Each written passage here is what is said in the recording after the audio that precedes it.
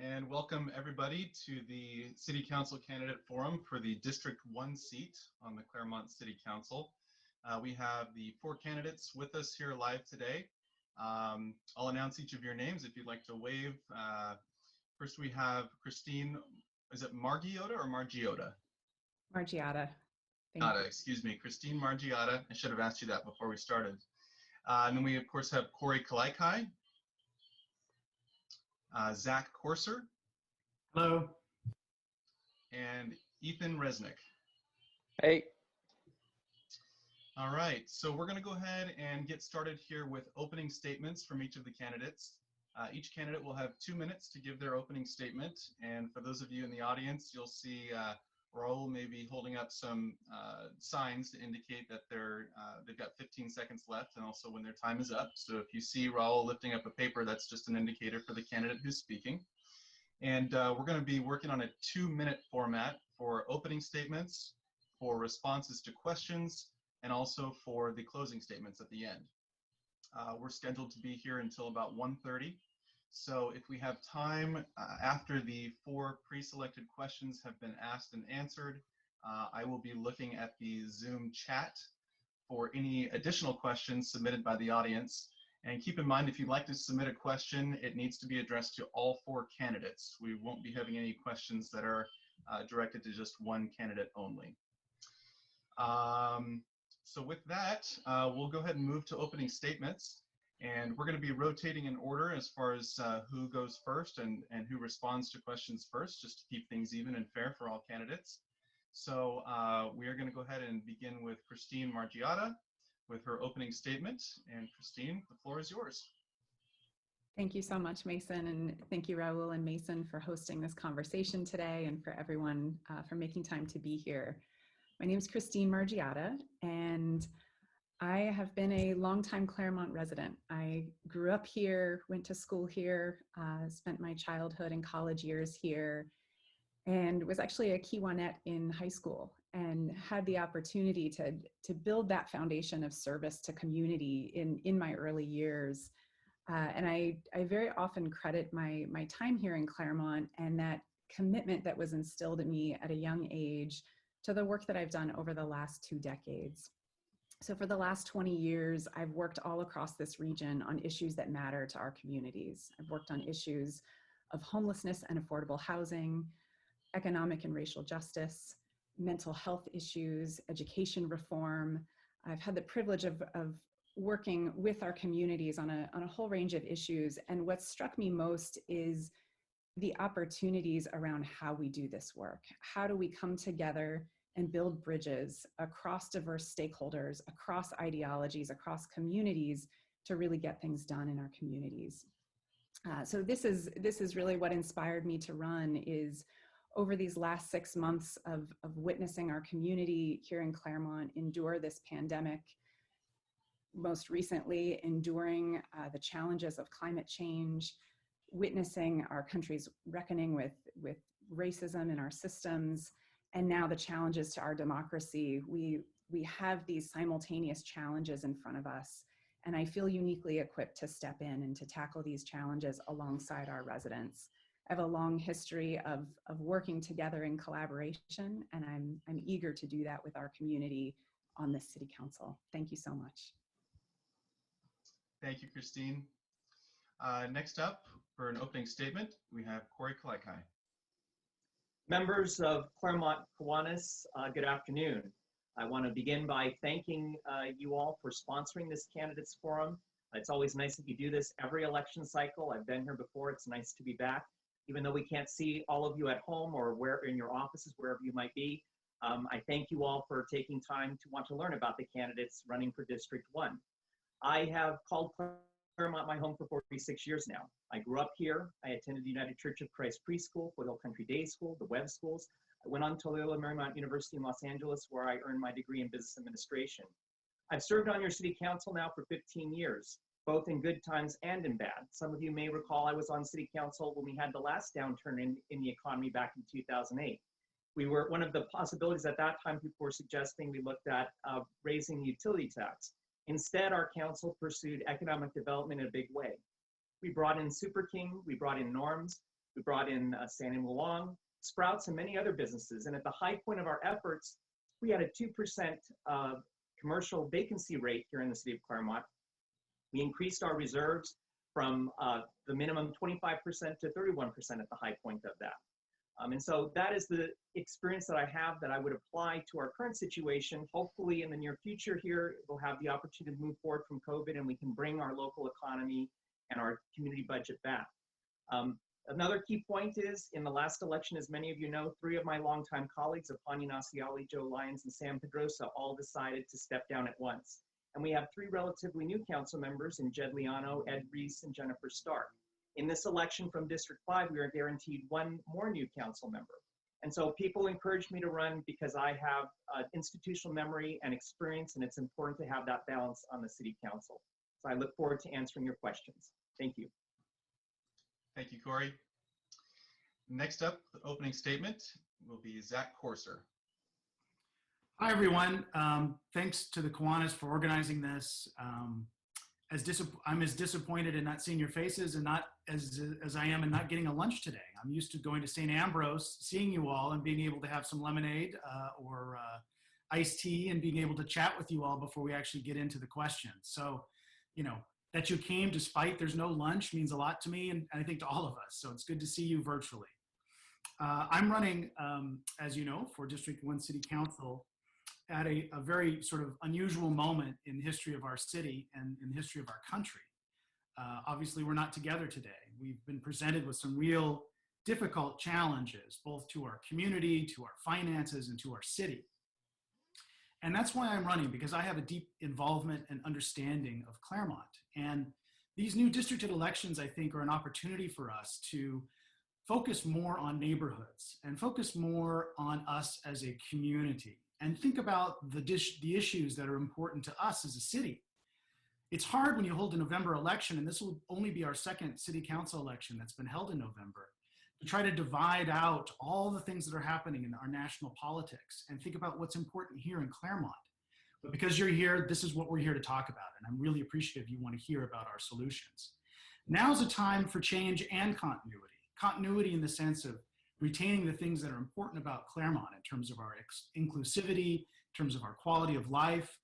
But it's time to turn a page in many ways too, to rethink our finances, to rethink, for instance, how we're living up to our obligations for housing, to rethink about how we as a community approach the idea of what our priorities are and how we're going to work together.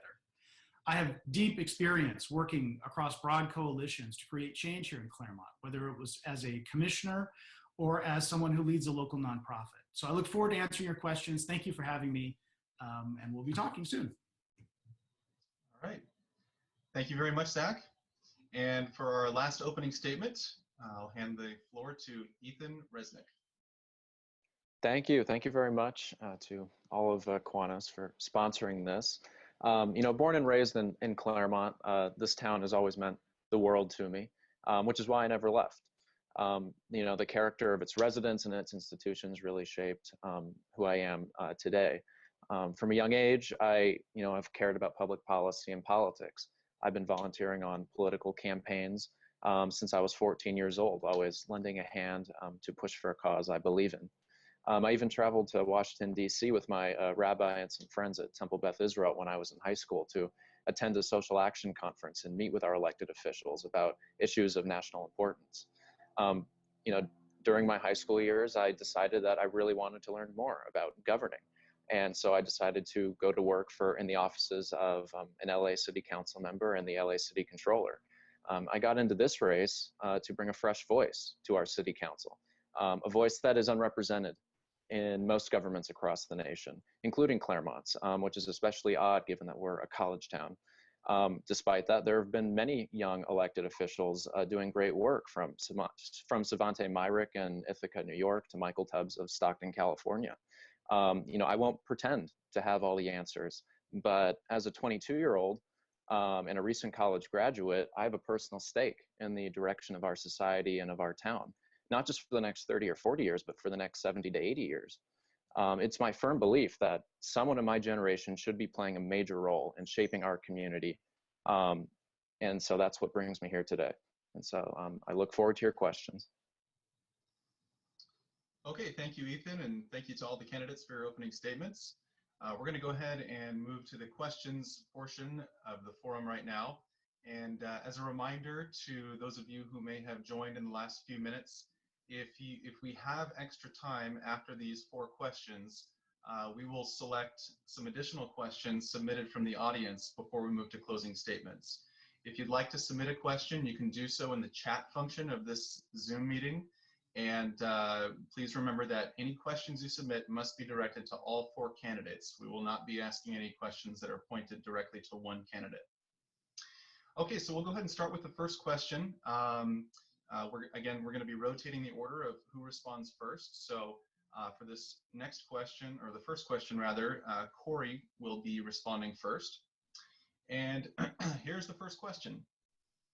Where do you stand on the plans for developing the Village South expansion, the La Puerta property, and the Claremont Club property? Well, let me just point out first off that while there are active efforts underway relative to Forbes and to Village South, the Claremont Club, currently there's no specific plan to move forward to change anything in regards to zoning or any kind of development plan. So let me distinguish that first. The second thing I should distinguish is our different zoning in town and how that comes into play. If a piece of property has zoning that allows for certain use, we have to be very cautious because under that zoning, there are certain things that a developer or property owner, just simply as the case may be, has a right to do. And so you have to be very cautious in terms of if you think you're going to stop or limit development, the city can end up being sued for taking value away from somebody's property if you're taking away something that they are currently entitled to under existing zoning. In the case of the Forbes property, that's going to require a zone change. And even if the Claremont Club were to come forward, that property is currently zoned recreational commercial. So it would require a zone change. And a zone change is discretionary. It's not something that a property or developer is entitled to.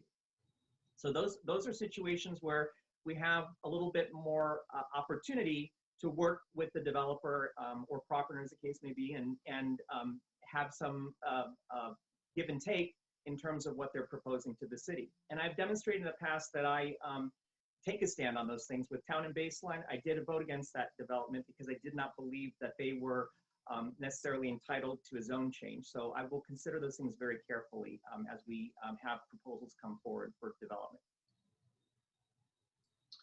Thank you, Corey. And if any of the candidates would like me to repeat any questions when it comes your turn, please just let me know and I'll be happy to do so.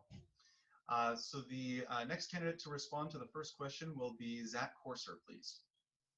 Thanks, Mason. Well, that's a lot to answer in 2 minutes because those are pretty distinctive properties. But let me tell you one thing that I think is really important to have on the city council, and that is someone who's very aware about the intricacies of development and the fact that we as a city, we hold the keys to the kingdom about deciding who can build what. Property owners have rights, but we need to think as a city about ways in which we make these developments work for us. And I think, I think we saw something happen at Colby Circle recently that, neighbors were not particularly happy with because there really wasn't a plan that was executed quickly by the city. It took years, over 10 years, to come to a determination about what to do with that property. I think, you look at other parts of town, like the blank space in Village West right now that faces the packing house.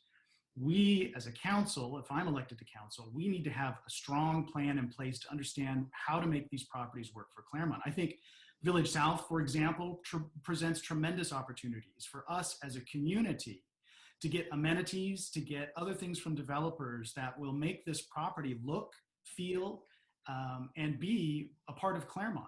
And I think we've made some progress already in terms of demanding things like walkability, in terms of demanding the look and the feel of this, in terms of thinking about whether, we still need to think about ways in which we can have amenities that will work for us.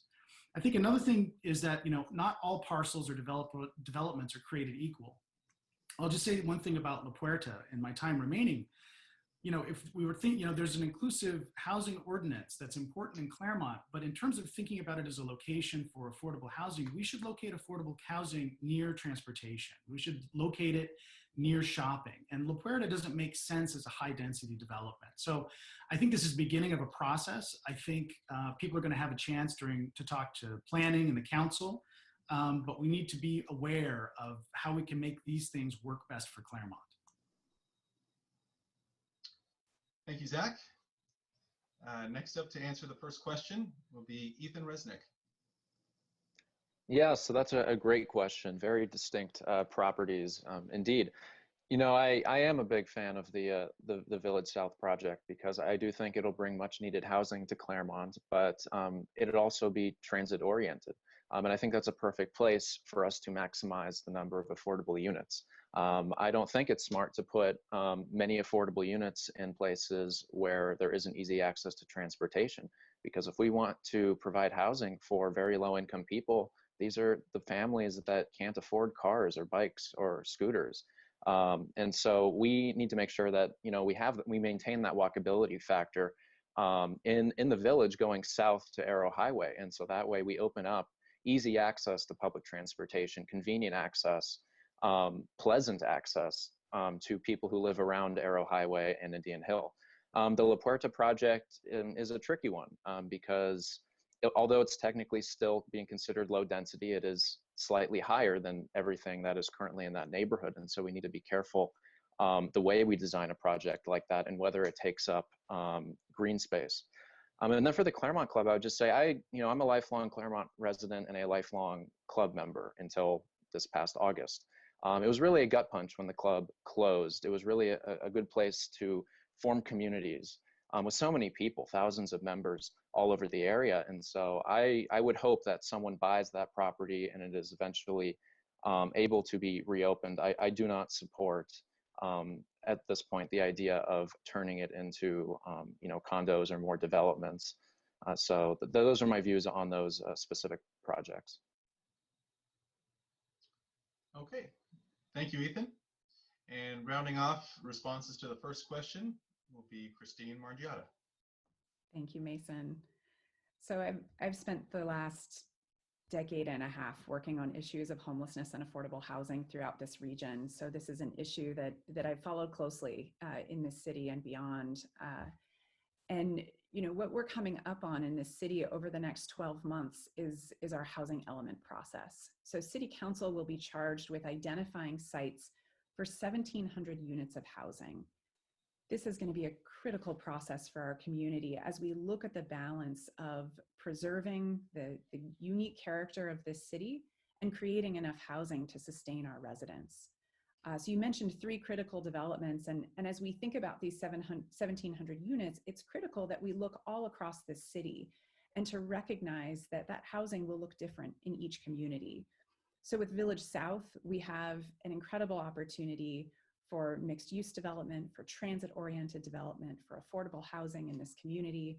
And I think it's important that we look at how we balance the new while maintaining the character of this community. With La Puerta, which I know many residents have expressed concerns and interests in, similarly, that's a very different part of Claremont where the housing does not have the same level of density.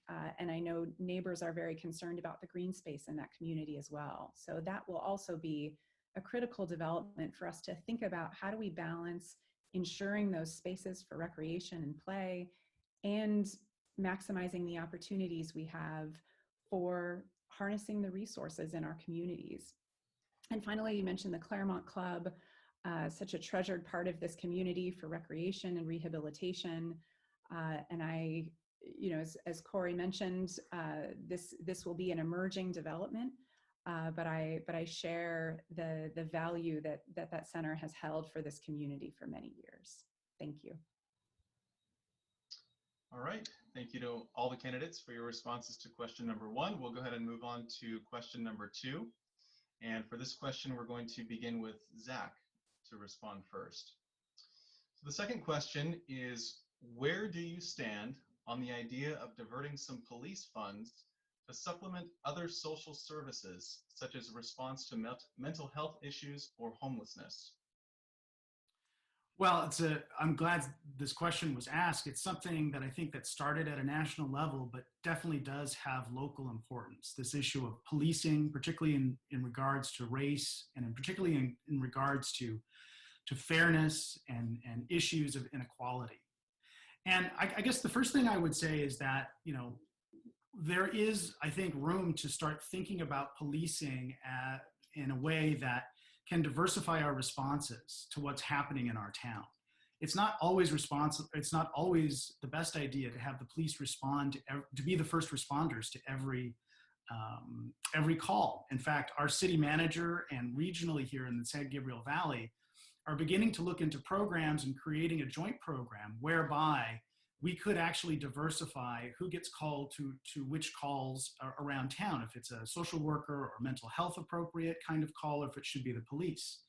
But I think one thing that we need to make clear is that we should never think about the police department, that is to say, we shouldn't think about it as undermining their ability to do their job, which is, and they do have a job, and it's an important one, and it's about public safety.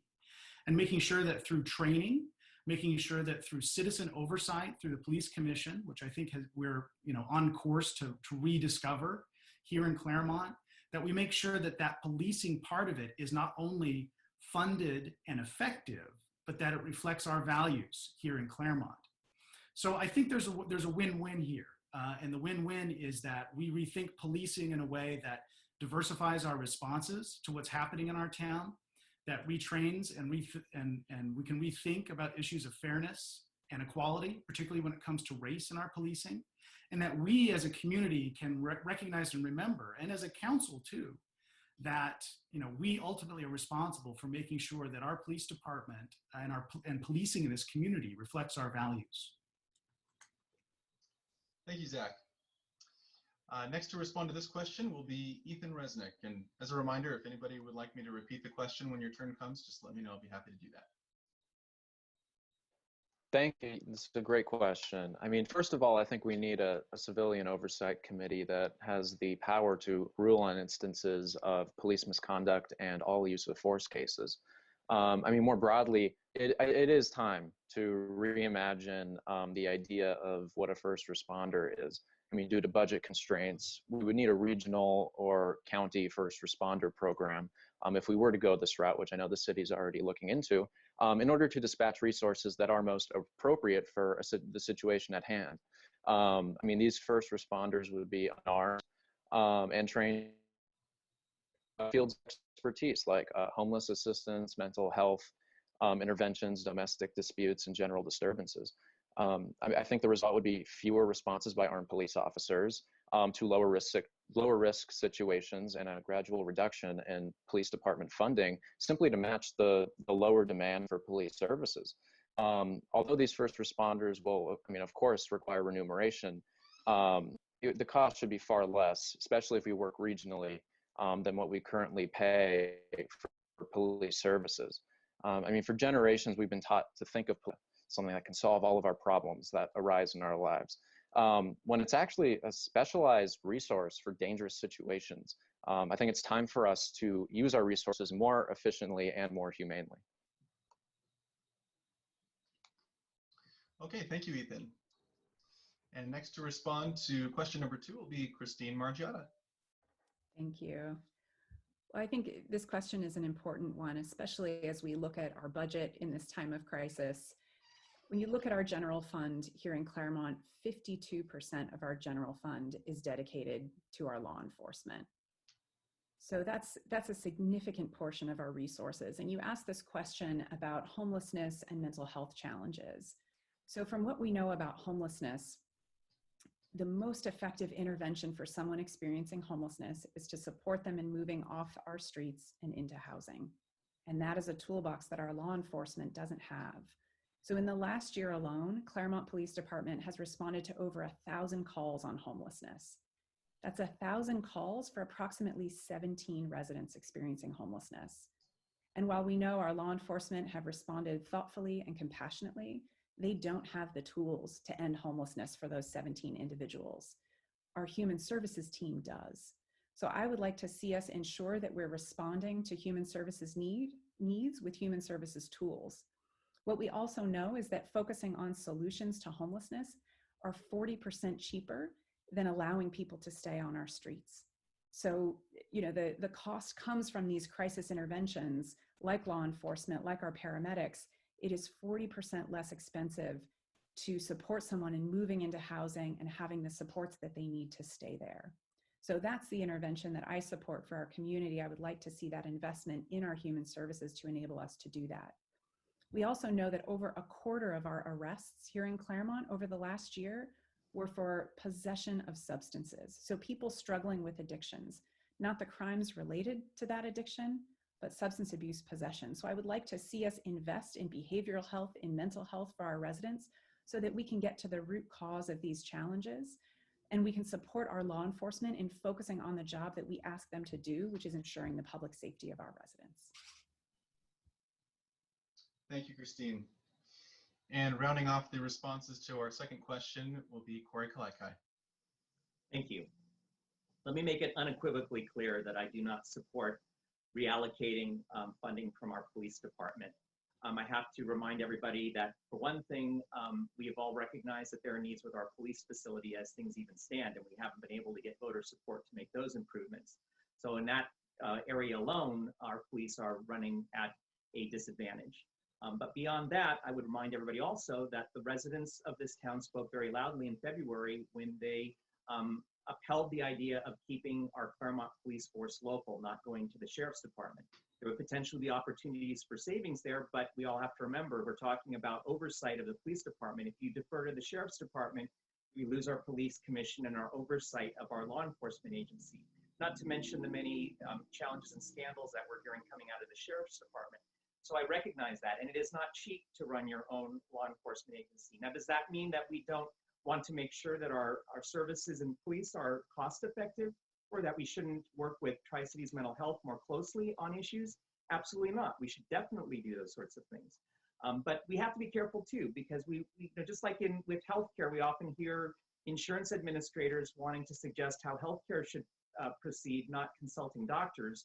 The people in law enforcement, to a certain extent, have a better idea of what's going on within law enforcement, and we need to be very careful that the advice isn't coming from outsiders that don't have the experience of what exactly needs to take place within the police department. Not to mention that some social workers also that I've talked to are uneasy about the idea that some just think they should show up to any domestic dispute situation alone, when in reality you don't know what you're getting into, and they at least want to assure that they have some protection walking into an unknown situation, after which they can then take over and provide their expertise.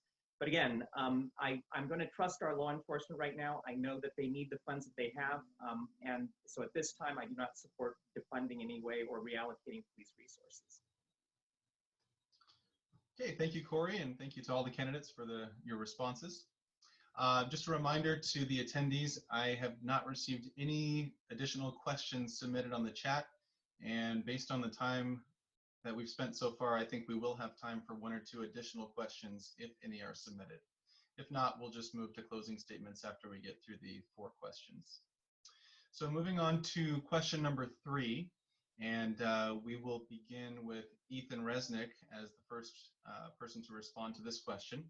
This one's kind of a long one, so strap yourselves in. Okay, the third question is, the community-based organization, the acronym for that is CBO, grant program was instituted to meet social service needs of Claremont residents through nonprofit agencies to develop programs that meet both continuing and new and emerging needs throughout the Claremont community.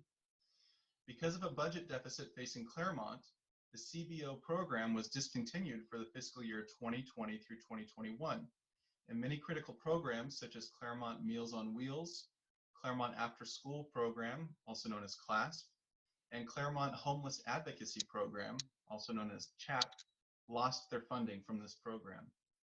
Do you have any ideas how this program might be restarted without jeopardizing a balanced budget? Yeah, I mean, that's a huge problem. And, it's really too bad that this current, structural budget deficit has resulted in us having to, cut such, great programs and services for our residents. I mean, we really got to look at this. This is really a budget question.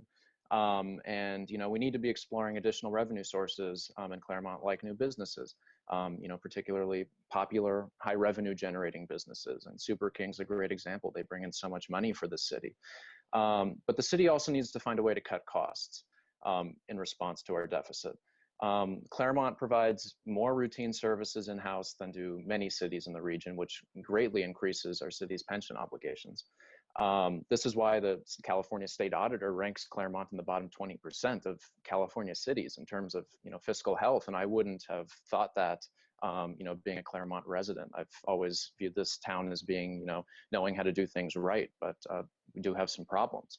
The city has gotten to the point where it must consider alternative methods for providing city services, or at risk failing to meet its fundamental obligations to its residents. By contracting out certain tasks, the city could save millions of dollars per year and maintain quality service. And we could use those savings to invest in the very programs that the question was asking about.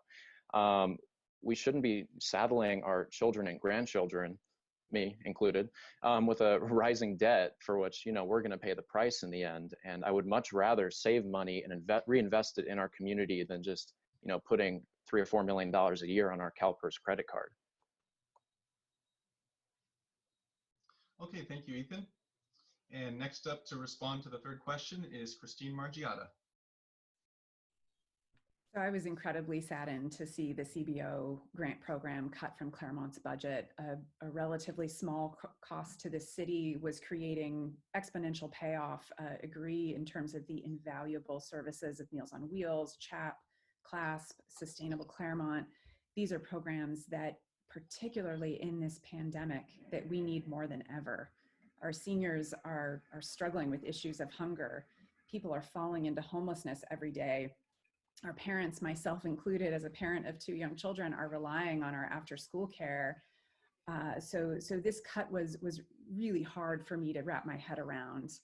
I agree that this is an issue, bigger picture issue, when we look at our budget.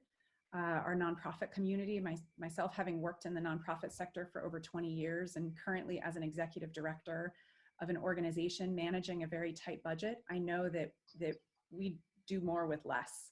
And particularly in these times of economic crisis, our nonprofits are a critical part of our infrastructure. So I believe as we look at our budget, I'll say I find it troubling that we look at these budgets 1 year at a time. I think it's important that we take the long view for our city, understand the needs of our residents, what assets we have to meet those needs, and then where the gap is. And then to look creatively at how do we use these resources to fill that gap? How do we lean on our nonprofits? How do we create public-private partnerships? How do we create partnerships with cities around this region to tackle the problems that are not ours in Claremont alone? And finally, to look at how we make our budget more sustainable, to explore whether there are needs for new revenue, but only after we've looked at making the most of every single resource we have in this community. And that includes the dollars we have, but also the critical infrastructure we have in our nonprofits, our surrounding governments, our businesses, and our people. Thank you. Thank you, Christine. And next to respond to question number 3 will be Corey Kalaikai. I don't know if I'm wrapping up. I think Zach has an opportunity after me, but he does. I misspoke. You're third on this one, Corey. Thank you. I just want to say that our community-based organization program was something very unique to our community. Many other communities in the region do not have anything like that. And so it was unfortunate when our budget situation required that be one of the programs that we had to look to remove at this time. At the same time, we've also lost the Claremont Community Foundation, which was another private source of fundraising, an opportunity for a private organization that could apply for grants for our community that otherwise the city might not be eligible for. And so I think it's important to see if there's some way that we can work to collaborate and build a new organization that can help with some of those things. My colleague Joe Lyons actually took the concern to heart and was even trying himself to see if he could start an effort to do some fundraising to help supplement some of our strong community organization programs. And so, moving out of this campaign, I hope that I'll have an opportunity to work with him and some of my other former colleagues and others in the community that might want to do that. And let's not discount, the value of how those efforts can move forward. I was on the board of the Friends of the Library for a period, and after I left, I have to give a shout out to Laura Bollinger and Bo Bollinger. They came on and really took fundraising in that group to a new level. I mean, they started bringing in upwards of $100,000, and that's right in the neighborhood of what our CBO program was. So if we can work to form an organization, on the outside that could even apply for grants, plus work on some fundraising efforts to provide opportunities, that would be a short-term way to address the concern. As we move forward, working through our budget, there may be opportunities to look at restoring some of our programs, and that's important. But at the same time, in the short term, I think it's something that we definitely should consider and work with other individuals in the community to see if we could put something together to backfill for that lost program. Thank you. Thank you, Corey. And Zach Corser, hand the floor to you. Yeah, I've been impacted by this directly in a number of different ways because I'm on the board of Claremont Heritage, I'm president of Housing Claremont, and I also help with grant writing with the Claremont Homeless Advocacy Program. And we're all impacted by this cut. And I think it's a signal of things to come, unfortunately, as we're looking ahead, and why it is that we desperately need leadership in City Hall and on the City Council on this question about how we're going to restore a sustainable budget to City Hall, how we're going to make sure that our revenues are meeting our needs. I'm happy to say, though, in many ways that, we, certainly in the organizations that I'm involved in, we've managed to adapt, just in this, what I hope will be just a one-year gap. Claremont Heritage has upped their outreach for grants. I've helped the Claremont Homeless Advocacy Program continue their really important programming. When we talk about homelessness, when we talk about moving people off the streets and into housing, CHAP's been able to do that for over 20 people in this community, and just on an all volunteer basis. Because that's another thing that you remember, is that a little bit of money goes a long way with these community organizations, like Sustainable Claremont, for example. There's so many volunteer hours that this is essentially making possible, these small grants. So, I lament its cut, but I think it's a part of a larger question. I think it has two ideas we should think about. One, we should prioritize this idea of our volunteer efforts and not think about it as something that to cut first. And secondly, if we do cut, make sure that these organizations and institutions have the support and that there's leadership from the city to help them fill those gaps.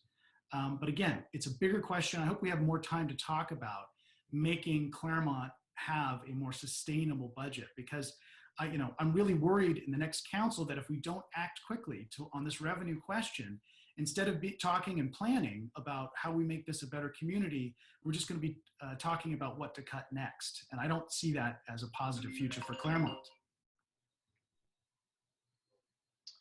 Okay, thank you, Zach, and thank you to all the panelists for your candidates, rather, for your response to that question.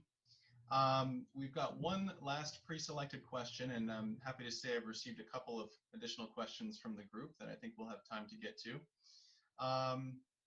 Our last question is a relatively open question, and before I ask it, I received something that wasn't a question, but it was more of a comment, and I think I'll share that with you because I think it relates to this last question. One of the comments I saw come through on the chat mentions that there are other city obligations in addition to public safety and homelessness, such as trash management, roads, parks, senior programs, youth programs, trees, and economic development, which need to be addressed. So I'm sharing that with you to lead into the final question, which you can use some of that or not, it's up to you. The final question is, what, in your opinion, is the greatest issue facing the City Council in the coming year? And for question number 4, we're going to begin with Christine Margiotta. Thank you. So I would say my greatest concern for Claremont in the year ahead is most certainly our budget. And our budget in the context of this moment in time. So as I mentioned at the beginning, we're in this incredibly challenging and unique moment of this pandemic, which is impacting not only our residents' health, their mental health, and the economic health, not only of our city, but of our residents and our businesses. You layer that with our struggles with climate change, with threats to our democracy. You know, we're at a critical turning point in our city's history, and I believe much of our response lies in how we approach this budget season. So I think it's critical that we look at our budget holistically, that we take a long view and we look at what are the actions we take today that will set the foundation for our future. So when we look at our budget today, we can see the cracks in the foundation that have been laid long before this crisis. So we are struggling in part due to the way that we have approached this budget in years past. So I believe a budget is a moral document, and it says a lot about who we are as a community. And I think it's important that we look at this upcoming budget cycle, not just as a one-year question and opportunity, but as a long view of what does this community need? We talk about certainly public safety and homelessness, but yes, our seniors, our youth, our environmental sustainability as a community, the roads, the parks, all of this. These are the things that really lead us to treasure this community. It's why I've put down roots here with our family. And yet this is all in jeopardy if we don't approach this budget and this moment with a long view and create across our residents a shared vision of who we want to be, not only in this moment, but long into the future. Thank you, Christine. Next up for the final pre-selected question is Corey Kalaikai. Obviously, without question, the most pressing issue moving forward here is going to be pulling our community out of COVID. And that's the reality of a lot of the issues that we deal with on council. You can have the best laid plans as to what you want to do and what your vision is for the future, and something will come along like COVID and totally derail your plans for the future, and you have to change direction on a dime and start thinking about things in a different way. Very important, again, as I opened up in my remarks, it's going to be working very closely with our existing businesses to do everything we possibly can to keep them in existence, to keep them solvent and keep them working into the future. And then working very hard as opportunities arise to recruit new businesses. Even as we speak, there are opportunities because we have a new Mazda dealer that's potentially coming to town.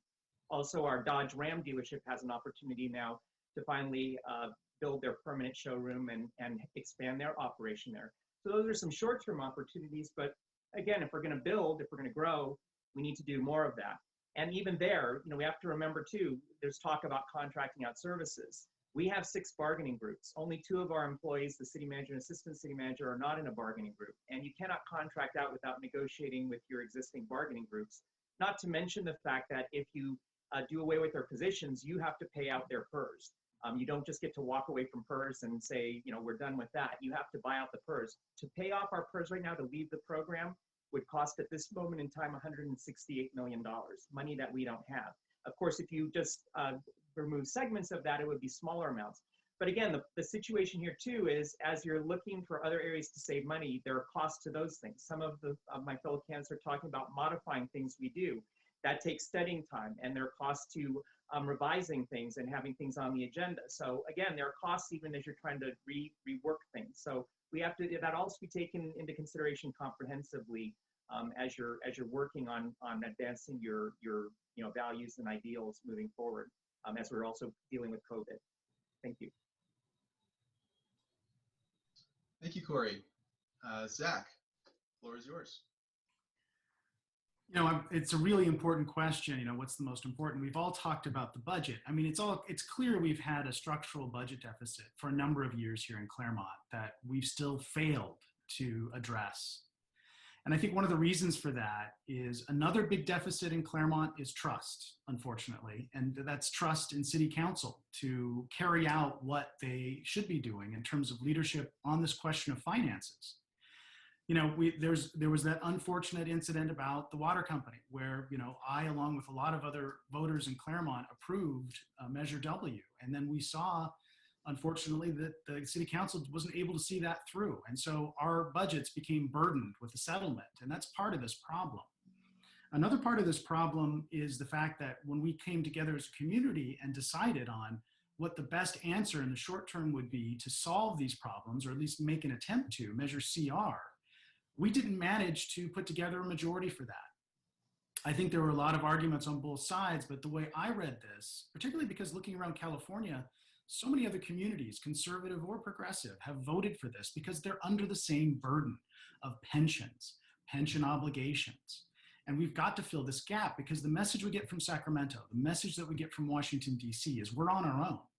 And so maybe it's a sales tax measure, maybe it's some other kinds of intervention, but we can't put all our eggs in one basket. I can tell you that. There has to be a long-term and a short-term plan to fix this budget to make sure that Claremont will be the community that we all know and love. You know, I'm a homeowner here. I've made a tremendous investment in this community, both in terms of my time and where I live, like so many of you have. And, you know, we want to make this place work, and it requires leadership and focus. And I promise on the city council, I will make it my absolute priority to make sure that we turn the page and re-earn our residents' trust and fix this budget problem. Thank you, Zach. And rounding off our final question will be Ethan. Yeah, so I would agree that the budget is probably the #1 concern, but I've already spoken to that, so I'll talk about something else, which is that, you know, I really, you know, we really need to look at the quality of life of our seniors right now due to the coronavirus. It's been significantly impacted. I'm glad that the council finally instituted a mask ordinance and started enforcing it, because, you know, for the last 5 months, seniors haven't been able to experience a gradual return to normal like most other people have. You know, seniors have told me that, you know, they can't go to the village anymore because of the high rates of non-compliance with the state and county mask mandates. They can't patronize the businesses that they used to. And some of those won't be coming back because of how slow our country was to containing the spread of this virus. I've had over half a dozen seniors, you know, tell me specifically how sad they are that, you know, the Lemley closed because they used to go to see movies every weekend with their friends, and it was almost a ritual for, you know, years and years.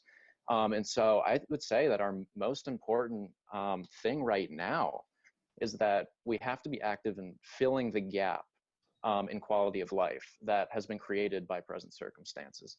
I'd be interested to hear more from seniors about what they need, whether it's, you know, more accessibility to transportation, better access to meals, to classes, to activities.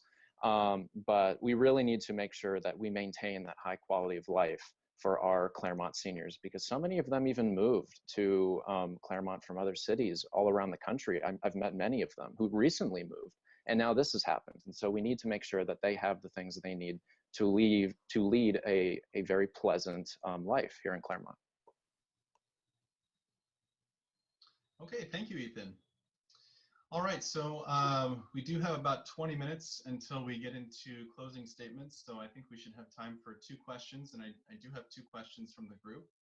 The first, Raul, should I say who asked the question, or we'll just leave it anonymous? Leave it anonymous at this point, Mason. Okay, sounds good.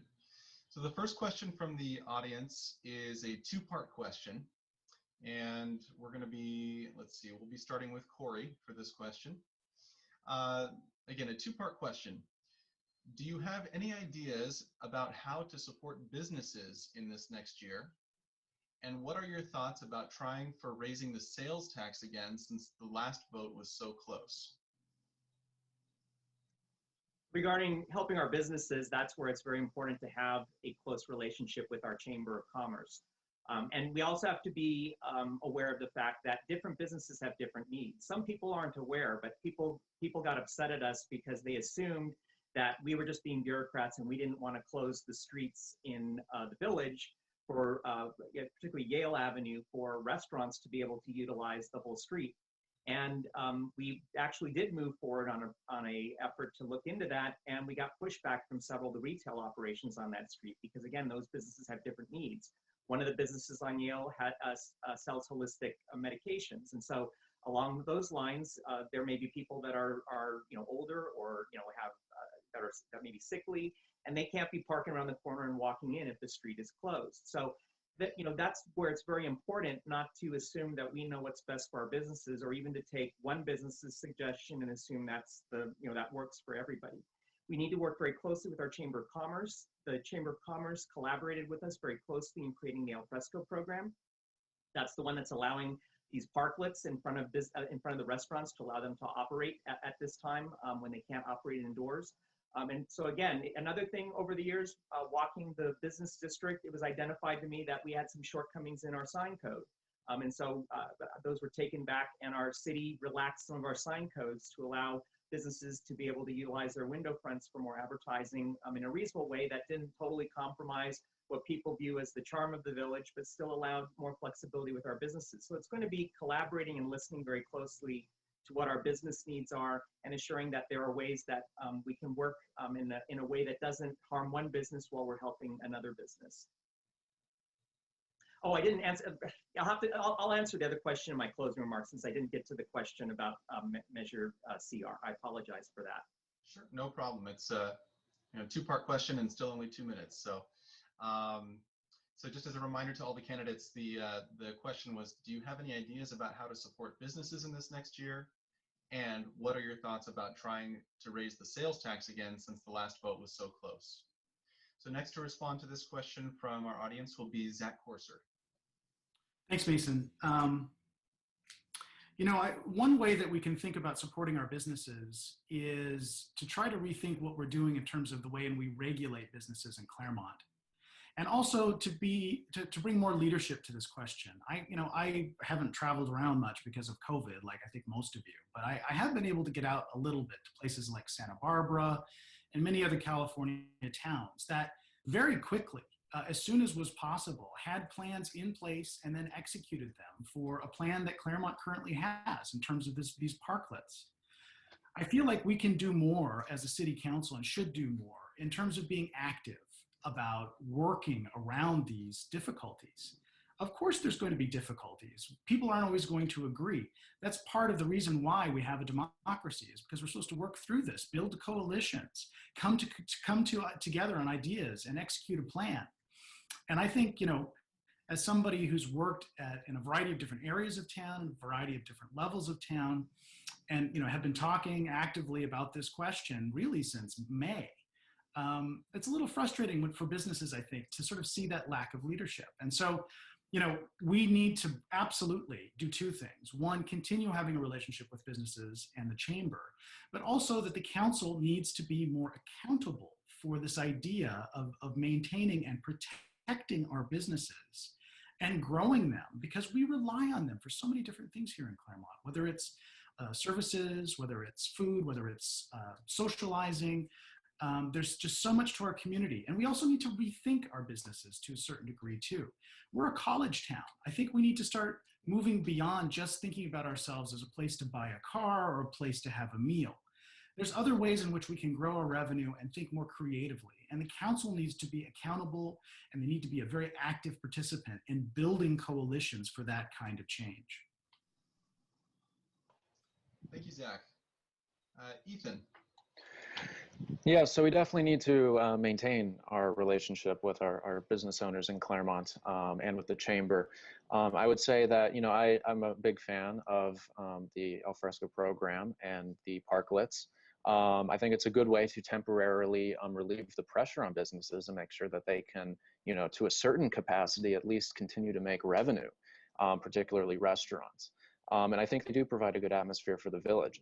I do also think that in the long term, we need to allocate parking more efficiently in the village. I think, I've heard a lot of things from business owners talking about how, they need, better parking that's all day, where they can park their car and work in their business without taking up one of their own spots that could go to one of their customers.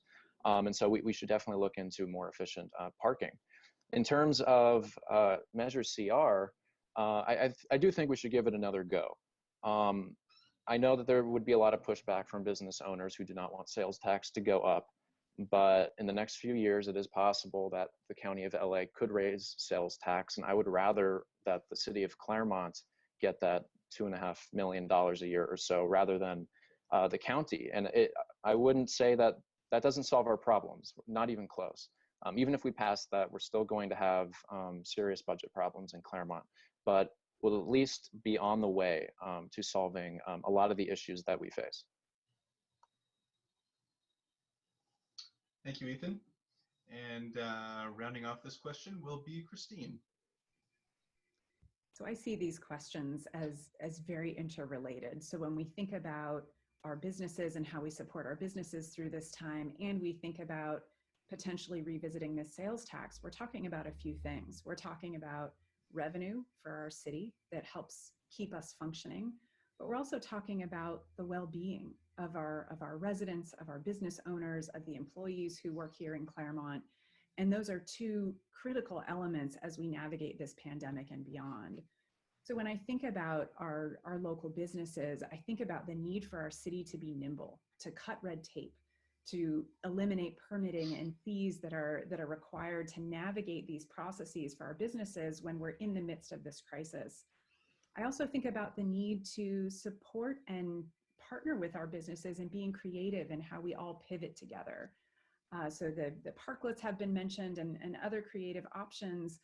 I want to see us proactively reaching out to our businesses in the ways that, you know, I've had conversation with local businesses over the last few months, and they're saying, you know, there's this tension between protecting themselves and their workers during this time and maintaining their business, you know, protecting their financial health, which is also about their well-being.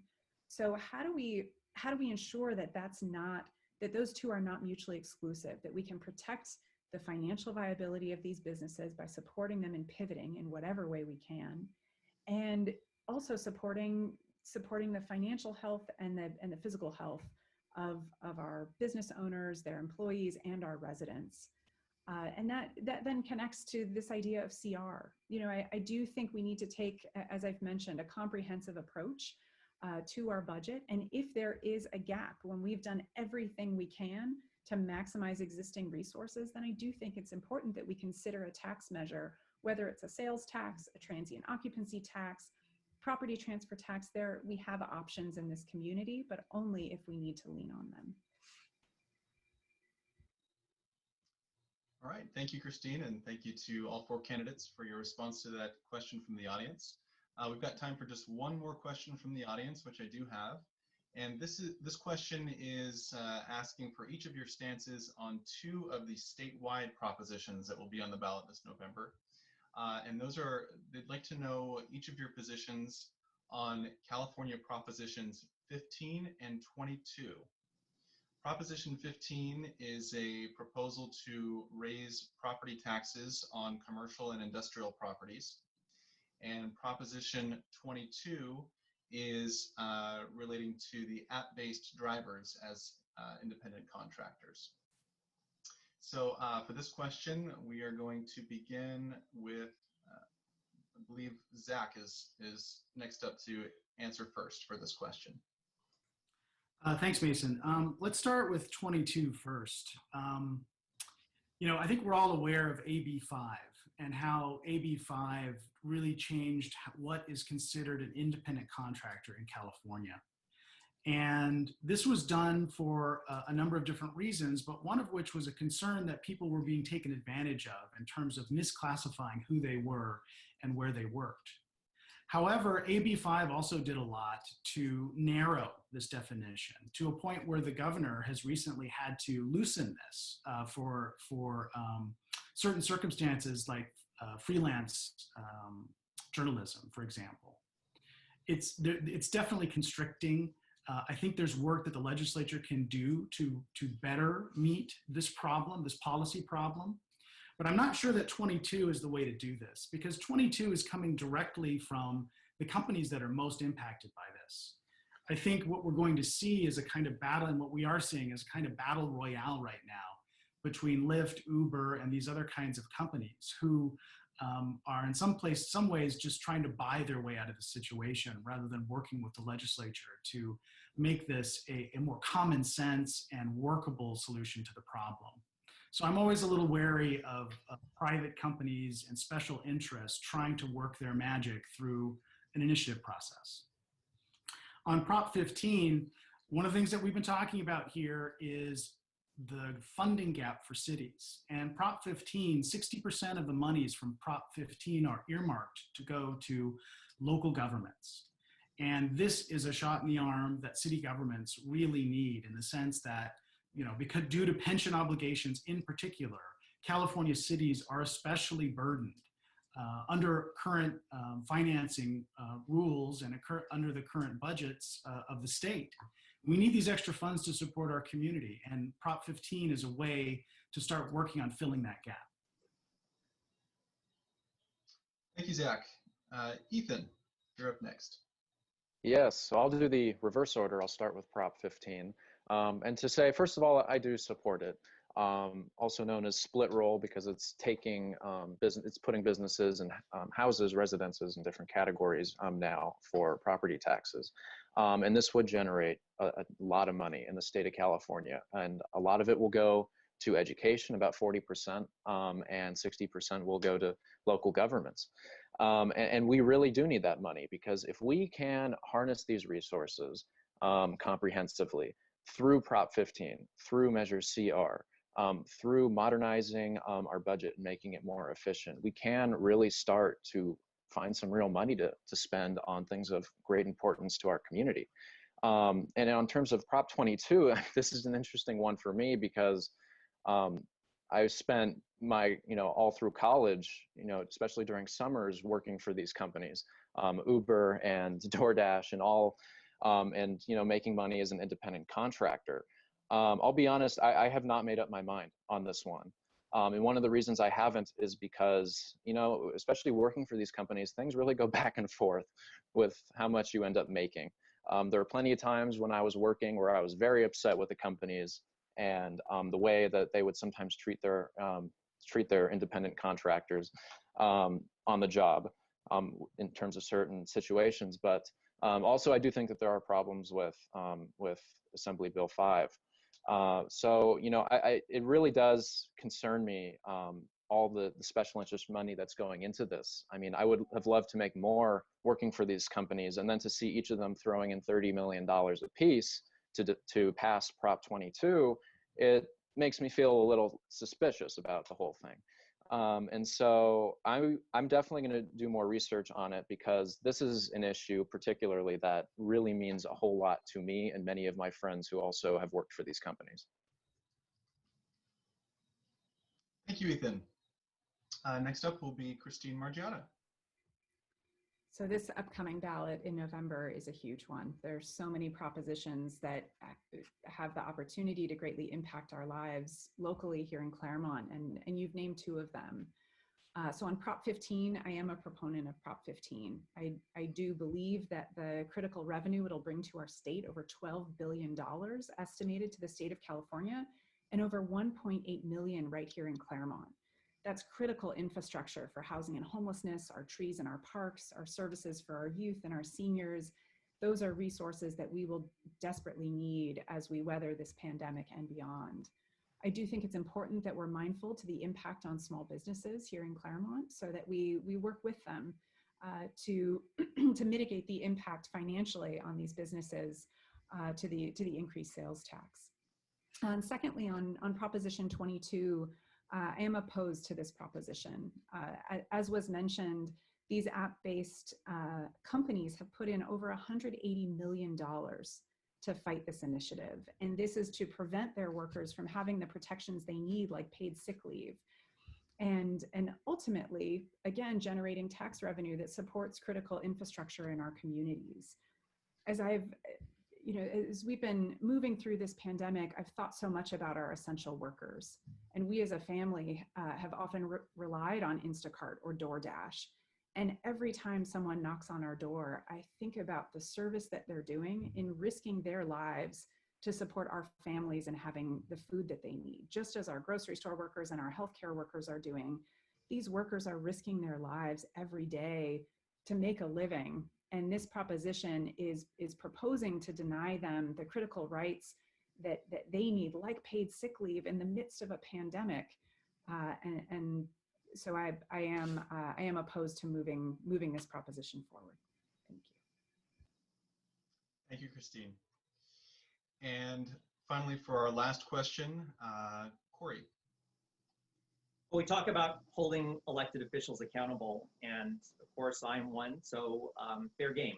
I need to be held accountable for decisions, unfortunately, some that, of course, those that work well, but also those that don't always work so well. It was also brought up that it's not always best to deal with legislation through the ballot box. But the reason we're here is we have to remember legislators went off in directions and didn't think of unintended consequences, or didn't really think through all of the elements of the legislation that they were putting through, and that's where we are on both of these initiatives. The reason we're looking at 15 is because of Prop 13. And why did Prop 13 come into effect? Because at one point, the legislative government was raising property taxes so quickly that seniors were losing their homes. And so that's why the voters then voted for Prop 13 to put a stop to that. And even with regards to Prop 22, it's bigger than just the Uber and Lyft industry. It's had an impact on the entertainment industry too. I know of folks in the entertainment industry that have been negatively impacted by it.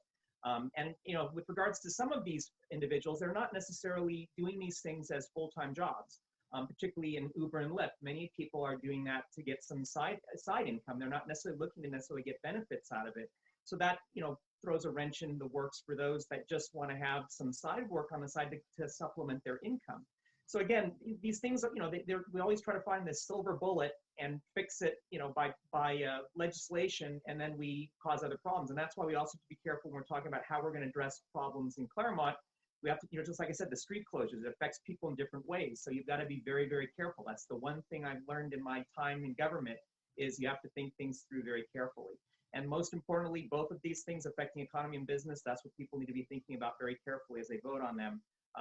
15, if businesses' property taxes go up, we're even having some corporate locations close in Claremont. We lost to Starbucks.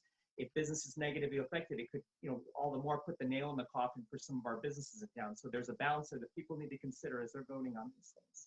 Thank you. Thank you, Corey. Okay, well, we are just about at the time mark to begin closing statements. And based on where we left off in the rotation for the last question, we're going to begin with Ethan Resnick's closing statements. Thank you. So I'll wrap up just with a little personal background. So, as Holocaust survivors, my grandparents, taught me a lot growing up. And one of those things was, what hate and racism leads to and why we must always practice acceptance of others in our daily lives. And I choose to bring that philosophy to the way I approach others. And as owners of a residential care home that houses people with mental illness, a business we've owned for almost 50 years, my family also taught me to treat everyone with not just acceptance, but dignity, especially those who are unfairly stigmatized by society. Some of my best friends when I was growing up were the residents at our care home, nearly all of whom are extremely low income people who suffer from schizophrenia or bipolar disorder. And I just grew up with them going to work with my dad. I know about systemic problems that so many people in our society face because I grew up with those people. I've also grown up with leaders and mentors who always went out of their way to help their community or someone else's. And now I wish to act on behalf of my community, to apply what I've learned from my family and my mentors in public service over the years. I believe that the time has come for a fresh, proactive voice on the city council, someone who can really represent this younger generation that is emerging in our country. I encourage you to go to my website, ethanresnick.com, R-E-Z-N-I-K, to learn more, and please get involved. And I'd also love to hear from all of you who are listening today. So please reach out. Thank you. Thank you, Ethan. Our next closing statement will be from Christine Margiotta. Thank you. And I want to thank you again for hosting this forum today. It's been wonderful to talk with you all and very much appreciate your role in our Claremont community. I'd be so proud to serve on our city council in this moment. And I know that the last 20 years of my life and, layered onto the experiences I've had over the last 6 months have prepared me for this moment. As I've mentioned, I've spent the last 2 decades solving big problems in our community, making progress on issues like homelessness, helping 35,000 people move off our streets and into permanent housing across this region, managing large public and private budgets of over $300 million, leading a nonprofit during an economic downturn, and not only ensuring that we survived that time, but we thrived through it and supported our community through it as well. I don't shy away from making tough decisions. I am a listener and a collaborator. I build bridges across this community. You can see the supporters on our campaign span the political spectrum. They are our youth, our seniors, our residents of color, our white residents. You know, we have built a broad and strong coalition on this campaign, and I'm so proud to represent that coalition through these conversations. Over these last 6 months, I've continued to lead a nonprofit through financial health of over $1 million. I've parented 2 young kids as they navigate what this means in their lives and their schooling. I've lost my dad and supported my 78-year-old mom in navigating not only the grief and loss of that time, but also the isolation and concerns for her health. So I would be honored to serve our city in this moment. This is not something I expected to step into, and it's one that my entire life has prepared me to do. I'd be proud to have your individual endorsements. You can go to christineforclaremont.com, join us for an upcoming event, reach out to talk anytime. Thank you so much. Thank you very much, Christine. Next up for his closing statement will be Corey Kalaikai. Let me begin by addressing Measure CR. One of the things that we all need to recognize is we lost that measure by within a percentage point. So it wasn't a huge loss, but one of the challenges also, it seems counterintuitive, in order to get a 50 plus 1% vote of the people to approve something like that, you can't be specific about how you're using the funding. On the other hand, if you're specific, you require a 2/3 vote. And we already saw how that worked for us with regards to Measure SC. So it becomes challenging. One of the things now is, we have some, real cuts that have been made. So at some point, to restore some things, that may be a question taken to the voters. If you know that these things are potentially have the opportunity to be restored, would you consider voting for a measure such as that? I think in the short term, it's going to be a challenge, though, because we have to remember that everybody is having their challenges right now as we're going through COVID, so we have to be sensitive to that. In conclusion, I would just say that the advantage of having been around for a while is you learn where the pitfalls are, and you learn from history, even some of the mistakes that have been made. I've learned from the best of the water situation and the worst of the water situation to avoid making mistakes in the future. And so it's being a candidate is very different because you have all kinds of great ideas of what you're going to do. And that's where we've talked about trust.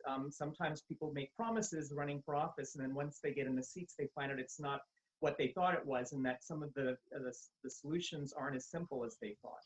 And then that can be translated by voters as, this person lied to me, when in fact it was just, not understanding how complicated things are. But as a 15-year incumbent, I understand the pitfalls, and I think it's important to have that balance on council. That's why people encouraged me to run, to offer that perspective to council members, not in an overbearing way or a suppressive way, but in a positive way, to make sure, again, that we have reasonable balance as we have calls for change in the community. So I hope that you will vote for me to continue working for you. Vote for Corey Kalaikai on November the 3rd for Claremont City Council, District 1. Thank you. Thank you, Corey. And our last closing statement will be from Zach Corser. Thanks everyone for coming today. It really means a lot to me, and it says a lot about our community that despite the limitations of COVID and the challenges that we're facing, that we can still engage and talk about what's important to Claremont. I too, it's been a very disruptive time for me too. I'm no exception. I had to make some very quick decisions because I had to leave my rented house and basically was facing a moment of housing insecurity. And I ended up being very lucky and fortunate to find a place, a home in District 1. And I didn't intend necessarily to run again. You might, I think, remember, and I appreciate those of you who voted for me in the last election. I came very close, just about 50 votes. And, I've been very busy and involved with the community since then. I helped to found Housing Claremont, which advocates for housing solutions and an end to homelessness in our community. I'm continue to be on the board of Claremont Heritage. I write grants for the Claremont Homeless Advocacy Program. I'm also on the board of Pilgrim Place. I have a unique position and understanding of the city. And despite all the challenges, I think now's the time for me, and this is why I decided to enter the race, for change, because people reached out to me and they said that we want to see change in the Claremont City Council. We need to see leadership, energy, activity, and we need somebody who understands Claremont and its, its vision and its values. And I've done a lot of work in the trenches here in Claremont, of volunteering and working, whether it be a chair of traffic and transportation, whether it be a head of a nonprofit here locally. My focus is clearly on Claremont. My dedication and commitment is to Claremont. I want to work on rebuilding trust, because without trust, none of the problems that we've talked about today, we can really overcome. We need energy, and I think I'd like to invite you all, if you like, to next Wednesday at 7. Go to my website. I've been visiting all the neighborhoods in Claremont, and we'll be in Claraboya next week. So if you want to ask me some questions, want to hear more about my campaign, come see us on Wednesday. You can sign up on my website. Thanks again for having me.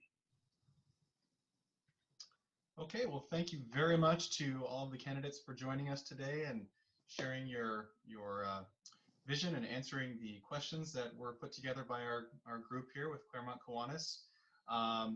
I appreciate everybody who attended and everybody in our audience, and thank you to those of you who have submitted questions. And I will hand the floor back over to our president, Raul.